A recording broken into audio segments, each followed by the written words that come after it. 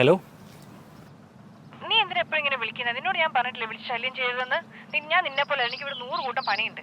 അല്ല, അത് പറയാനാ വിളിച്ചേ. എനിക്കൊരു ജോലി കിട്ടി, ഇൻഷുറൻസ് കമ്പനിയിലാ. അത് ഞാൻ എന്ത് വേണം? നിന്നോട് ഞാൻ ഓൾറെഡി പറഞ്ഞിട്ടില്ലേ നമ്മുടെ കാര്യം നടക്കില്ല എന്ന്. ഇനി ഇങ്ങനെ വിളിച്ച് ശല്യം ചെയ്യലേ, ഒന്ന് വെച്ചിട്ട് പോവോ?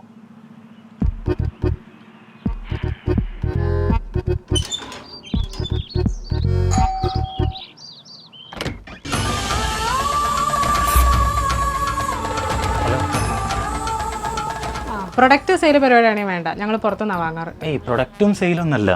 പിരിവാണെങ്കിൽ ഞങ്ങൾ കൊടുക്കാറില്ല. അല്ല, പിരിവ് അങ്ങനെയുള്ള കാര്യങ്ങളൊന്നും അല്ല അത്. ഓ, മറ്റേ മണി ചെയിൻ ആളെ ചേർക്കുന്ന. തനിക്ക് ചേർക്കാൻ പറ്റിയ മാത്രം ആൾക്കാർ ഇവിടെ ഇല്ല, 2 പേരേ ഉള്ളൂ. അല്ല അല്ല, ചെയിനൊന്നും അല്ല. പിന്നെ പോകുമ്പോ ഗേറ്റ് അടച്ചേക്കേ. അല്ല അമ്മ, ആരോടെ തന്റെ അമ്മ? 35 വയസ്സുള്ള എന്നെ കണ്ടിട്ട് അവൻ അമ്മാന്ന്. അല്ല, ഞാൻ മാഡത്തിന് ഉപകാരപ്പെട്ട ഒരു കാര്യം സംസാരിക്കാൻ വേണ്ടി വന്നതാണ്. തനിക്ക് വല്ല പൈസയും തരുമോ? അതാണ് മാഡം പോയിന്റ്. നമുക്ക് ഇങ്ങോട്ട് ഇരുന്ന് സംസാരിച്ചാലോ? ഓ, അപ്പൊ അങ്ങനെയൊക്കെയാണ് തന്റെ പരിപാടി. അതെ, ഇപ്പം മാഡത്തിന് മനസ്സിലായില്ലേ ഞാൻ ആളോട് ഇപ്പം അല്ല, ആള് നീറ്റാണെന്ന്. അപ്പം മാഡം, ഞാൻ പറഞ്ഞു വന്നത്, നാളെ മാഡത്തിൻ്റെ ലൈഫിൽ എന്താ നടക്കാൻ വേണ്ടി പോകുന്നത് എന്നുള്ള കാര്യം ഇപ്പം മാഡത്തിന് പ്രഡിക്റ്റ് ചെയ്യാൻ വേണ്ടി പറ്റും. നാളെ ആഴ്ച എങ്ങോട്ട് അവളുടെ സുചിത്രേന്റെ മോളെ കല്യാണം 30 പവനാ കൊടുക്കുന്നത്. അവർ വലിയ കശാരാ. അല്ല, അതല്ല മാഡം. ഇപ്പം മാഡം നാളെ തട്ടിപ്പോകുന്ന വിചാരിച്ചാൽ മതി. അപ്പം മാഡത്തിൻ്റെ മോൾക്ക് നാളെ ഒരു ജീവിതമുണ്ടേ? അതിനുണ്ട് ഞാൻ അവിടെ ഉള്ളത്. അല്ല, എനിക്ക് മോളുണ്ട്, തനിക്ക് എങ്ങനെ മനസ്സിലായി? അല്ല, ഏതൊരു അച്ഛനും അമ്മയ്ക്കും ഒരു മോളോ ഒരു മോനോ ഉണ്ടായിരിക്കുമല്ലോ. ആ ഒരു രീതിയിൽ പറഞ്ഞതാ. അപ്പോൾ അവർക്കൊരു ലൈഫ് ആണെന്നുണ്ടെങ്കിൽ ഏറ്റവും ബെസ്റ്റ് എന്താണ്, ലൈഫ് ഇൻഷുറൻസ് പോളിസി എടുക്കുന്നത്. ഇപ്പോൾ ഒരുപാട് ലൈഫ് ഇൻഷുറൻസ് പോളിസി ഉണ്ട്. ഇപ്പോൾ നോക്കുകയാണെന്നുണ്ടെങ്കിൽ ഇവിടെ നോക്കിയേ, നമുക്ക് കുറേ ടൈപ്പ് ലൈഫ് ഇൻഷുറൻസ് ഉണ്ട്.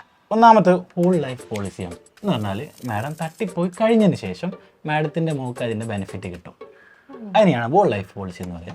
പിന്നുള്ളത് എൻഡോമെൻറ്റ് ലൈഫ് പോളിസിയാണ്. എന്ന് വെച്ചാൽ നമ്മളൊരു പെർട്ടിക്കുലർ ഏജിലേക്ക്, അല്ലെങ്കിൽ ആ ഏജ് ആവുന്നതിന് മുന്നേ മാഡം തട്ടിപ്പോവാണെന്ന് വിചാരിക്കുക അല്ലേ.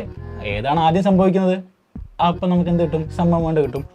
പിന്നെ ജോയിൻറ്റ് ലൈഫ് പോളിസിയാണ്. മാഡത്തിൻ്റെ മോക്കും മാഡത്തിനും ഒരുമിച്ച് എന്താക്കാം, ഒരു പോളിസി എടുക്കാം. അതാണ് ജോയിൻറ്റ് ലൈഫ് പോളിസി എന്ന് പറയാം. ഓക്കെ, ഇനി വേറൊരു പോളിസി ഉണ്ടമ്മേ. അപ്പോൾ മാഡം, ആനുറ്റി പോളിസിയാണ്.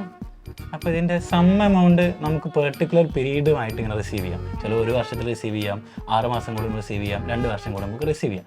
പിന്നെ ഉള്ളത് ചിൽഡ്രൻസ് എൻഡോമെൻറ്റ് പോളിസിയാണ്. അതത്ര നമ്മുടെ കുട്ടികളൊന്നും ഇല്ലാത്തതുകൊണ്ട് അതെടുക്കാത്തതാണ് നല്ലത്. എനിക്ക് ഈ ഇൻഷുറൻസിൽ ചേർന്നാൽ മതി, പൈസ നമുക്ക് ഇങ്ങനെ ഫ്രീ ആയിട്ട് ഇങ്ങനെ തരുമായിരിക്കും. ഈ ഇൻഷുറൻസ് എടുത്താൽ മാത്രം പോരാ, നമ്മൾ വർഷത്തിലോ അല്ലെങ്കിൽ പെർട്ടിക്കുലർ പീരീഡിൽ എന്താക്കണം, ഒരു പ്രീമിയം എമൗണ്ട് എന്ന് പറഞ്ഞിട്ട് ഇൻഷുറൻസ് കമ്പനിക്ക് ഇൻഷുറൻസ് എടുക്കുന്ന ആൾ കൊടുക്കണം. അതിനെയാണ് നമ്മൾ പ്രീമിയം എന്ന് പറയും. അപ്പം അങ്ങനെ കൊടുത്താൽ മാത്രമേ അതൊരു പോളിസി ആയിട്ടൊക്കെ അംഗീകരിക്കുള്ളൂ. നമ്മളെന്നും കാണേണ്ട ആൾക്കാരൊക്കെ തന്നെ അല്ലേ? അല്ല, നീ എന്തത്ര ലേറ്റ് ആയേ? നീ എന്താടാ ഇവിടെ? അത് നിനക്ക് ഇവനെ മുന്നേ അറിയോ? ഇവനെ അറിയോ? അല്ല അമ്മ, ഈ ഏത് പോളിസി?